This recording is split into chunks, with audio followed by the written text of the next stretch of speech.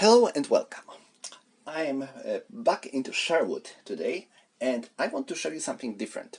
This is my own scenario I created for this game and it is called Werewolf.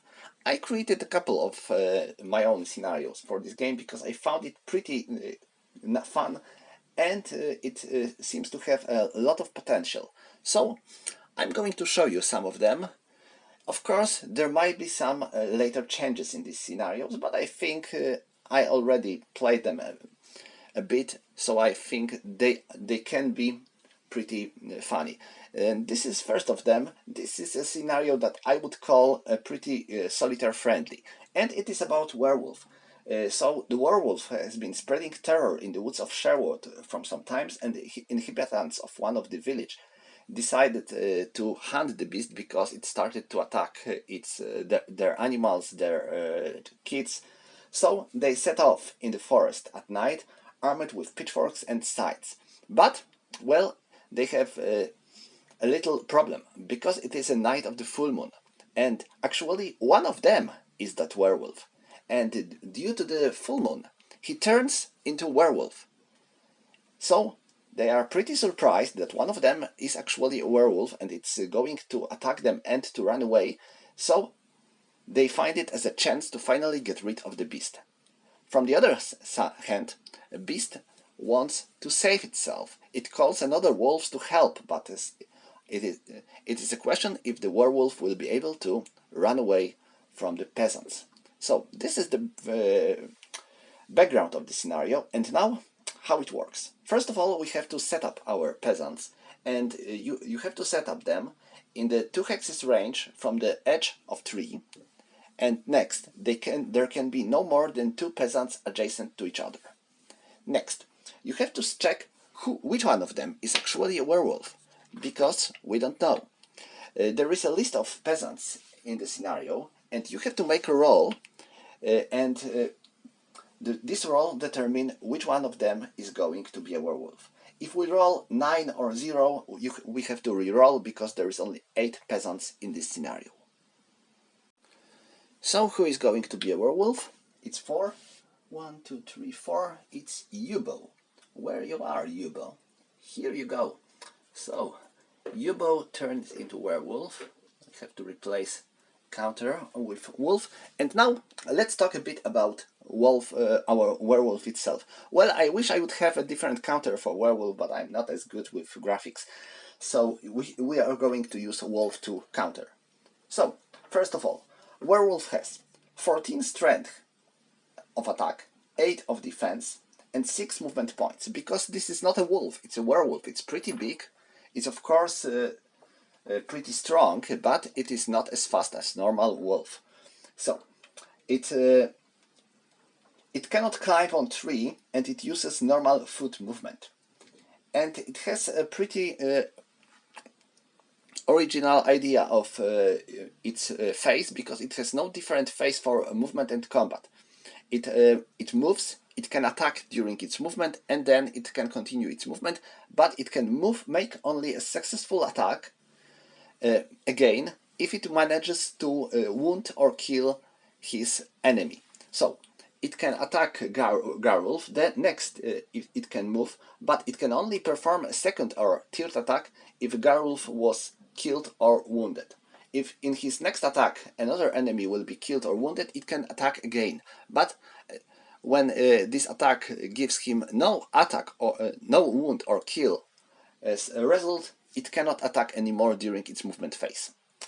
So I am starting here, and in the turn 1, werewolf always has initiative. Well, because it is pretty surprise for the peasants, werewolf probably looks at his friend and see, what? Why, werewolf does ooh, and attacks him by surprise. So werewolf has an attack of 14, and werewolf has a defense of 4. So we get 10. So this will be 10-9 column. Next, werewolf is in this in the tree, and tree is this disadvantageous terrain. So attacker gets column shift. So we have 10 and 9. So now we have 20 and 29. So let's make a roll to see how a successful werewolf attack was. It's 2. Wow. So it is K. So Werewolf is killed. So probably Werewolf managed to reach his throat with his fangs. So Werewolf is dead. So Werewolf killed him. And due to this fact, Werewolf now can make its movement and it can make one more attack. Of course, it is the choice of player because he might, from the other hand, simply run away and escape. But so Werewolf has still 6 movement points, so 1, 2, 3, 4, 5, 6. It runs away into safety, of course. So now it is time for peasants. They probably heard Hige's cry when he was killed by Werewolf, and now they can move. And there is another special move about peasants. This means that peasants have only 7 movement points. This is due to the fact that this is a night and they have a limited line of sight in the night. So Hige.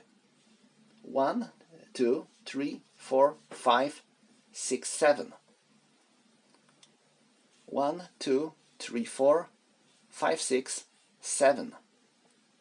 1, 2, 3, 4, 5, 6, 7. 1, 2, 3, 4, 5, 6, 7. 1, 2, 3, 4, 5, 6. 1, 2, 3, 4, 5, 6, 7. So here they are, and now only Hige is close enough to Werewolf. So does he want to attack Werewolf with his pitchfork? He has an attack of 6 and Werewolf has a defense of 8. So this will be -1, -5 roll. A pretty big chance to do actually nothing. So, and also, they are both in the disadvantageous terrain, and if attacker and defender are in the disadvantageous terrain, we get 1 column shift right, I believe. Nope, if they are all in the same disadvantageous terrain, we got no shifts. So it will be 3 versus 14, so it will be, 6 versus 14, so it will be 6 versus 14, it's 8, so it will be less than 5. So the best result Higa can get is R1, all defender retreat 1 hex. So Higa doesn't want to make this attack, because it will be, well, pretty bad for him, if the wolf will try to run away even faster. So this is all for the turn 1, and we are starting with turn 2. And turn 2 is going to be pretty special, because first we will have to make a roll for initiative, and Werewolf gets +1 for every peasant that was killed. So we get +1 because poor Werewolf is already dead. And the next, there will be another wolf entering the battle. This wolf will play a minor role, but it can be pretty effective with slowing down the peasant's advance. So, first of all, we have to make a roll for initiative, and Werewolf gets +1 because 1 peasant is killed. So, Werewolf 10 and peasants 5. So, Werewolf is starting. And now, first we have to make a Werewolf movement and attack. So, he attacks Hige. They are both in the disadvantageous, pretty difficult word, terrain. So we have 14 versus 3, so it is 11. So this is 10, 19. And this is 4. So Hige is stunned. He lost his senses due to the fact that Werewolf, who is actually his best friend, probably attacked him. And due to this fact, Werewolf runs away. 1, 2, 3, 4, 5, 6. And next, because of the Werewolf's call, another wolf appears on the battlefield. This is Wolf 1, and we have to check from which hex it is going to enter the combat. I have to make a roll, and it is 1, so it is south. So it enters the board from the hex 2. This wolf always enters from one of the hexes with numbers. And now, how it moves? It moves like a normal wolf, because this is actually a normal wolf, not any kind of beast. But it has to move in the way to attack the closest peasant. And it moves normally. It has its movement phase and combat phase. So, the closest peasant to him is Simon, so it moves 1, 2, 3, 4, 5, 6. And now it can attack Simon. It has 10 versus 5, so it's 5. Both are in the clear terrain, so it's 5, 9. And it rolled 8, so it's nothing. It looks like Simon used his sight pretty well, and Wolf couldn't reach his throat. So now let's go and continue with peasants, because this is their turn. Well, they still hope to catch the werewolf. 1, 2, 3, 4, 5, 6. 1, 2, 3, 4, 5, 6, 7. Ooh. 1, 2, 3, 4, 5, 6, 7. And Cybold is going to help Simon with this nasty little wolf trying to attack them. So, they have 13 versus 7, so it's plus 6. And this is 4, and they have plus 1 column shift, because there is 2 of them. There's 2 versus 1. So it is not a 5, 9, but 10, 19, and 4. A beast is stunned, and wolf cannot be stunned. It can be only killed. So we have no wolf.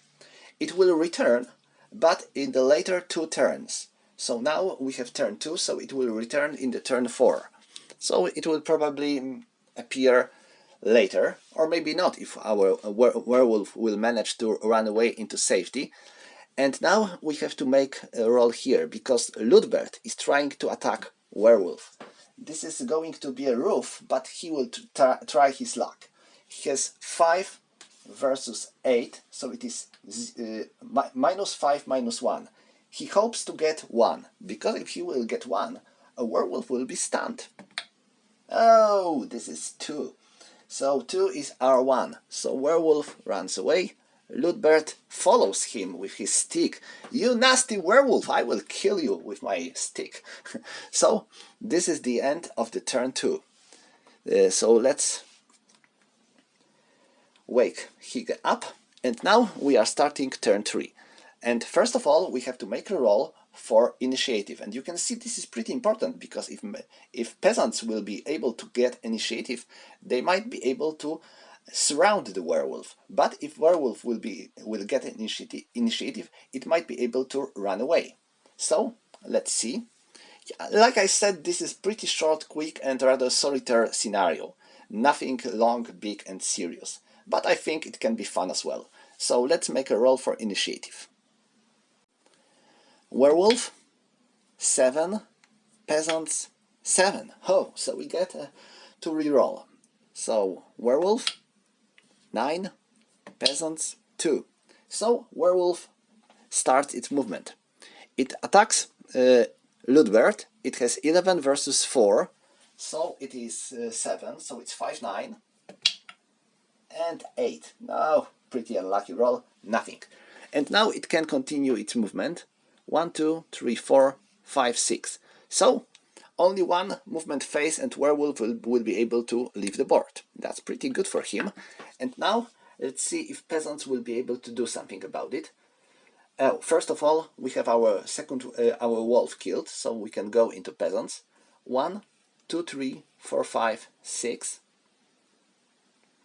1, 2, 3, 4, 5, 6, 7. Oh, 1, 2, 3, 4, 5, 6, 7. 1, 2, 3, 4, 5, 6, 7. 1, 2, 3, 4, 5, 6, 7. 1, 2, 3, 4, 5, 6, 7. Okay, so only Ludbert can attack werewolf. That's pretty bad. Looks like werewolf is going to run away. Well, we still have a chance to catch the beast, or at last wound it. Why? Well, if in the next turn peasants will get initiative, they will be able to reach werewolf, but they have to have some luck. So let's go, and Ludbert attacks werewolf. He has 5 versus 8, so it's -3, so it's -5 -1, so he only needs 1. No, it got 8. 8 is AR1. Attacker retreat 1 hex. So he runs here. Werewolf is not eager to pursue him. I've been wondering, actually, to create a special rule that makes Werewolf a bit more bloodthirsty, and it has to pursue it every enemy that retreats, but this would be an optional rule for this scenario, if you want to use it. And now we are going to activate our peasants. And let's go. Hardwin. 1, 2, 3. 1, 2, 3, 4, 5, 6, 7.